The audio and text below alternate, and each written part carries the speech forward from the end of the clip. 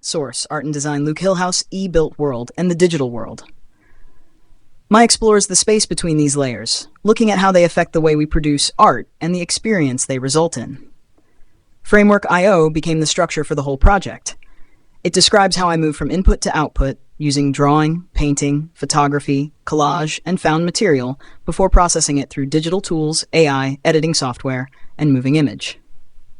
I also used the same structure for research. Artists, films, and ideas became inputs that I could study, question, and feed back into my own work. I began with the first AI image I ever made, using a prompt about early man standing at the moment just before making one of the first cave marks. QREV1 links to a game I started to develop based on the first cave mark. I liked the link between the start of art and my own first use of AI. I started looking at how my sketch slides were being developed and actually started to focus on these more than stressing about final outcomes at this stage. AIO1, Chat. IO01, Pastel, Paint, Text. The painting then shifts towards a damaged present day, where overuse of Earth's resources leads to the need for alternative habitats. I mixed painting, digital layering, printing, tearing, photography, and redigitizing, which became a simple example of my I/O process. QREV2 link full digital presentation. Evolution game EQREV1 full evolution QREV2 AI01 IO01 Sputnik IO1. This slide is called Sputnik after the first man-made object to orbit the Earth. For this part of the project, I moved away from traditional visual media and worked through sound, starting with John F. Kennedy's Brand. We choose to go to the moon speech. I built a long audio piece about the space race using digital software, DJ hardware, and sampled material. It was partly inspired by public service broadcasting and their way of turning history into something atmospheric. QR Code 1 links to the full slide presentation. QR Code 2 links to the full audio piece. Although this work is less visual, it was useful to test other ways of making art through sound, moving image, and interactive media. It still fits the I/O process, sitting between the built world and the digital world, while connecting back to early human mark-making. The work also made me think of The Cut in 2001, A Space Odyssey, where the bone becomes a spacecraft in a split second. I used that idea to imagine the first man on the moon meeting the first man to make a cave mark. Image 1 shows my own version, developed from a sketch and reworked in Illustrator and LibreOffice, framed within the HAL 9000 screen. Image 2 shows ChatGPT's version of the same scene. Morysetta IO1. Morysetta's work was useful for my I/O project because her process moves clearly from input to output. She begins with ordinary materials, textures, and found images, then transforms them through digital collage into strange, dreamlike spaces. Even though the settings feel alien, there is usually something familiar in them, which makes the work feel emotional rather than just surreal. My first response used photographs from a trip to London, a local lighthouse on the Wirral, and a photo of my dad and brother walking in a park. I also introduced a butterfly motif, which started to carry through into later work. The second image became more abstract and gave me room to practice building atmospheric, space-like scenes, while also producing a strong graphic image. In the final piece, I returned to the photo of my dad and brother but kept the grass in place, as the pink in the earlier version felt too overwhelming. I also developed the sky more carefully, added a Leonardo-based star constellation, and placed an I/O door ahead of them. It suggests an uncertain destination, somewhere between memory, landscape, and a digital world, Kreen.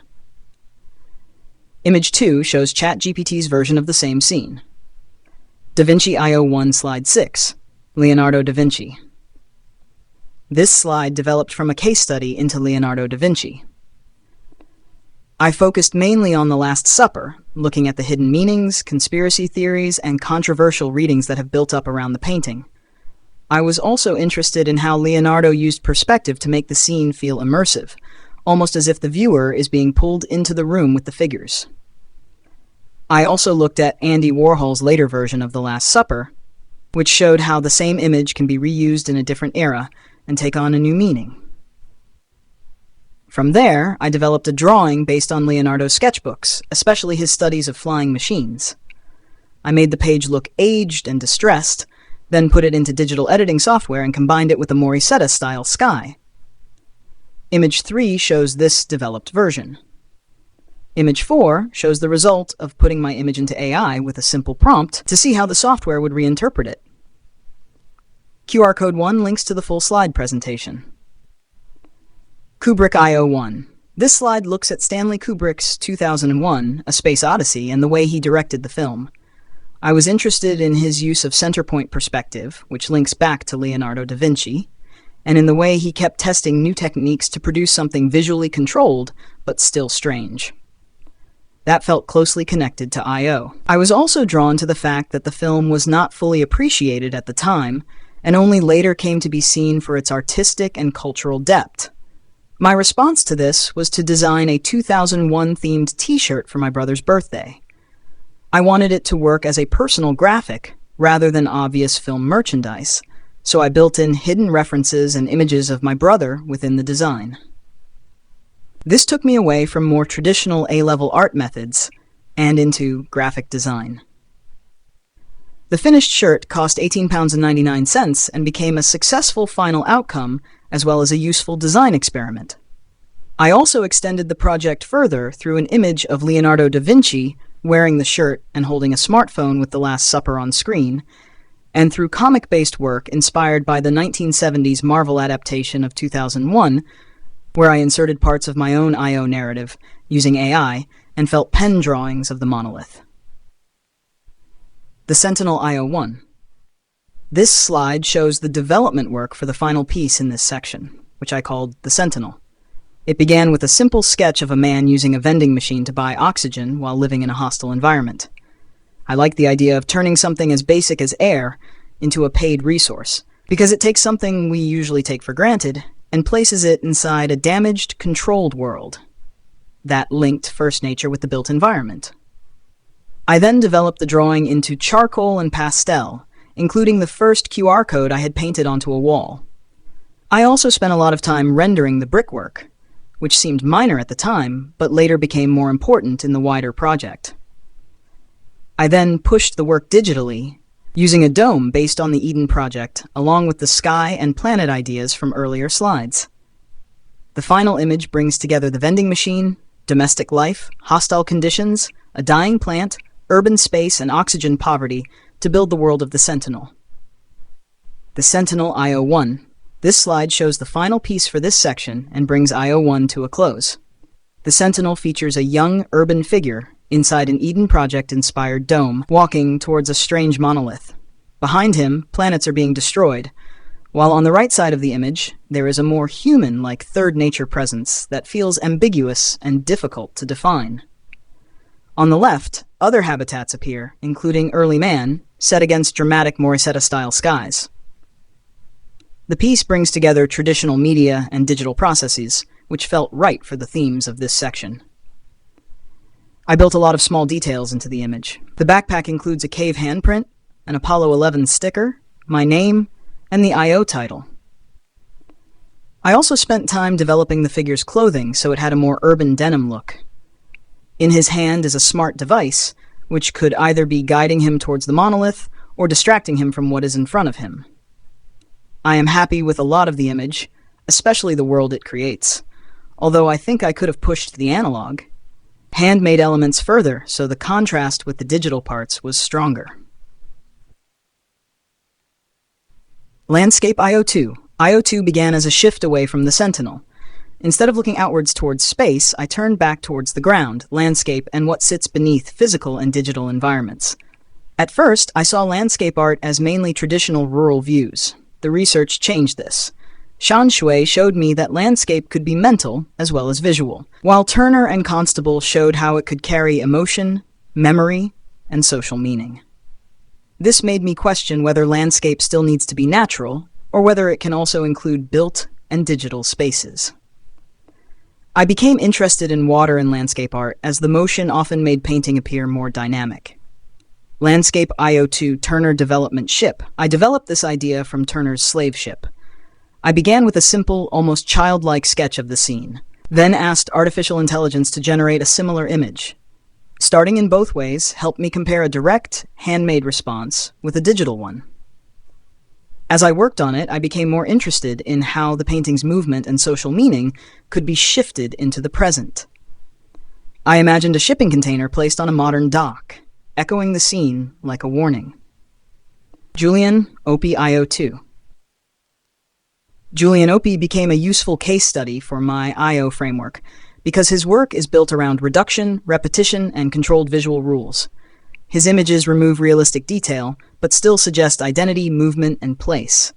This helped me think about how a small amount of visual information can communicate clearly. His process often begins with photography. The photograph becomes the input, which is then processed through Photoshop. Detail is removed until the image becomes a simplified line drawing or flat graphic. I saw a link here with early mark making, where an outline or handprint can stand in for a whole person.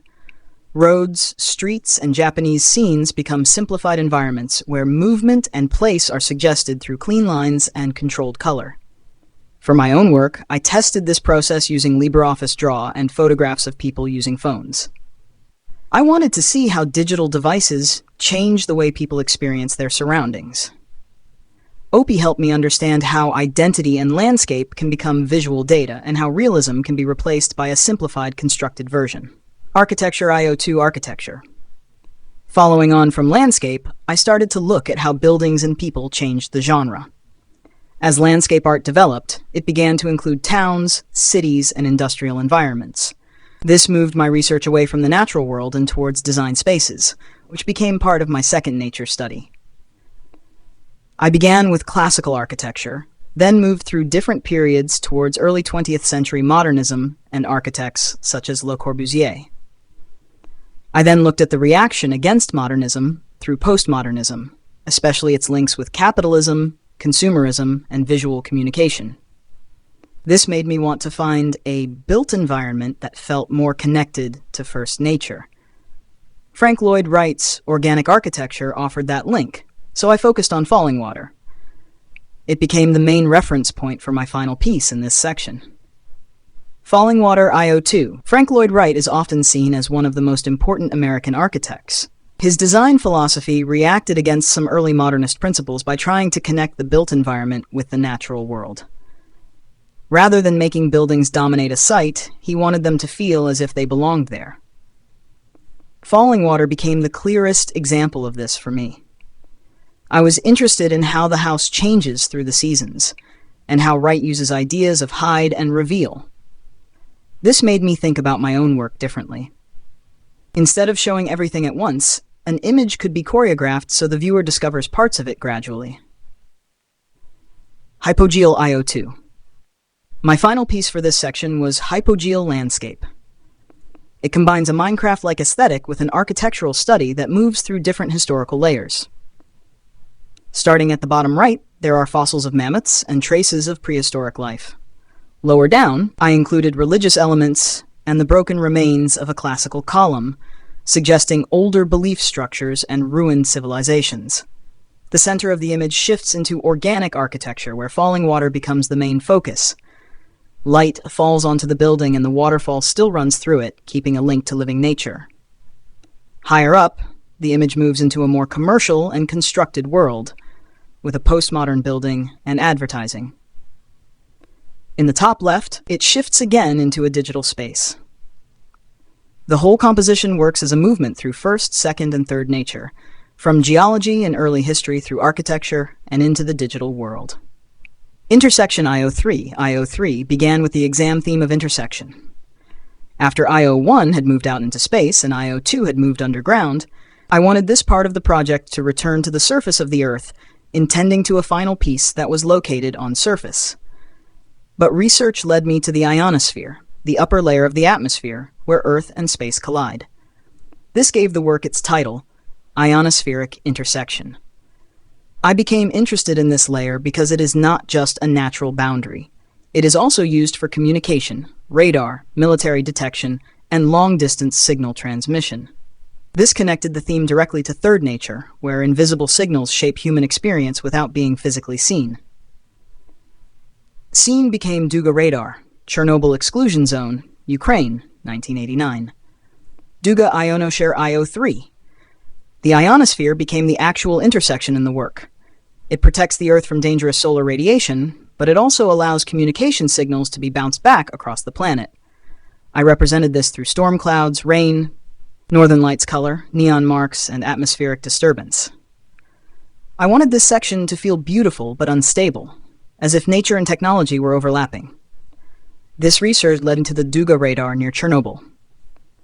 Duga was a secret Soviet radar structure designed to detect incoming nuclear missiles. Its nickname, the Russian woodpecker, came from the repeated tapping noise it produced across radio signals. Its scale and secrecy interested me, but so did its location inside the Chernobyl exclusion zone. This linked military technology, Cold War fear, nuclear disaster, and abandoned architecture in one place. Propaganda IO3 symbols, propaganda and the butterfly. The Russian butterfly became the central symbol. At first, I considered using a woodpecker because of Duga's nickname, but butterflies had already appeared throughout my work as signs of nature and fragility.